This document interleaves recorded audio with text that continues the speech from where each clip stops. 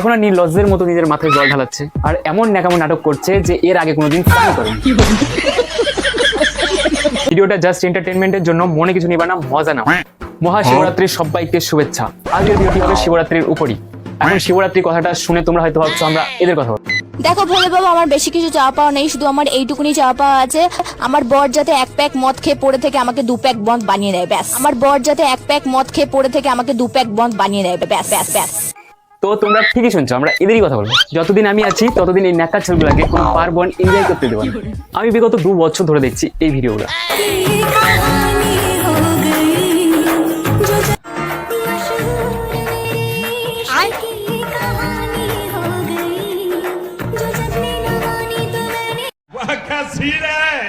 যেখানে বাবা ভোলেনাথের নামে উপাস রেখে আজকালকার নাবালক থেকে শুরু করে সাবালক কন্যারা নিজেদের বয়ফ্রেন্ডদের মাথায় জল অর্পণ করে আর আশা করছে এইটাই হবে আমার জীবন সঙ্গী। হাতির মাথা হয়ে জীবন সঙ্গী। তোমরা বাবা ভোলেনাথকে ফাঁকি দিয়ে নিজের বয়ফ্রেন্ডদের মাথায় জল অর্পণ করছো আর এক্সপেক্ট করছো তোমাদের দুজনকে এক করে দিবে।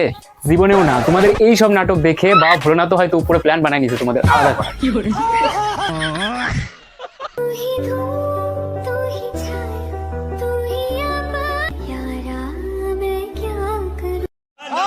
আর এই হোমগুলোর তো কোনো লজ্জা শরম কিচ্ছু নাই। পূজা পার্বণের কোনো মানেই জানে না আর দেবতা নিয়ে খেলা। দেখো না নির্লজ্জের মতো নিজের মাথায় জল ঢালাচ্ছে আর এমন ন্যাকামো নাটক করছে যে এর আগে কোনোদিন স্নান করেনি।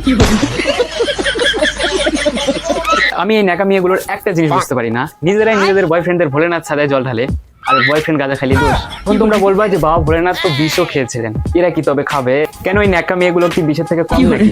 বাবা ভোলেনাথ তো একবার খাইছিল, কিন্তু এই বেচারা ছোলগুলা তো রোজ দিন অল্প অল্প করে খায়। আচ্ছা এখন বুঝতে পারলাম, এই বিষের যন্ত্রণা ভুলে থাকতেই ছেলেপেলেরা হয়তো আজকাল মদ গাঁজা খায়। আচ্ছা আরেকটা কথা, তোমরা মেয়েরা এই যে হারামি ছোটগুলোর জন্য উপাস টুপাস করে এদের আয়ু বাড়ানোর চেষ্টা করছো, আদেও কি পরবর্তীকালে এদের সাথে তোমাদের বিয়ে হবে? দেখা গেল এত বছর ধরে উপাস টুপাস করে তোমরা অন্য কারো স্বামীর আয়ু বাড়াচ্ছ।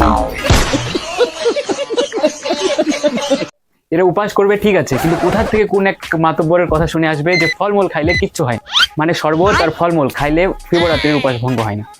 আর ওই কথা শুনে এরা উপাস থাকা থেকে শুরু করে ভাঙা পর্যন্ত কিছু না কিছু খাতেই আছে। দেখবেন সারাদিন ফলমূল খাবে, মুখটা সবসময় চলতেই থাকবে, মানে সারাদিনে 5 কেজি ফল 2-4 লিটার জল এদের খাওয়া হয়ে যায়। তো এইরকম উপাস করার থেকে না করাই ভালো।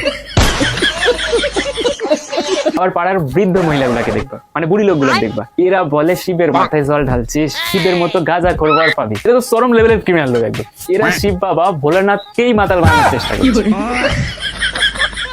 বাবা ভোলেনাথ বলেছিলেন যে এই দিনে কুমারী মেয়েরা উপোস থাকলে ওদের মন চাওয়া স্বামী পাবে, কিন্তু এই বেকার আদিম যুগের লোকগুলা কি বোঝে না বোঝে বলে শিবের মাথায় জল ঢাললে গাঁজা করবার পাবে। তো গাইস ভিডিওটা এখানে শেষ করছি, আবার কোনো নতুন ভিডিওতে দেখা হবে। ততক্ষণের জন্য tata bye bye, thank you.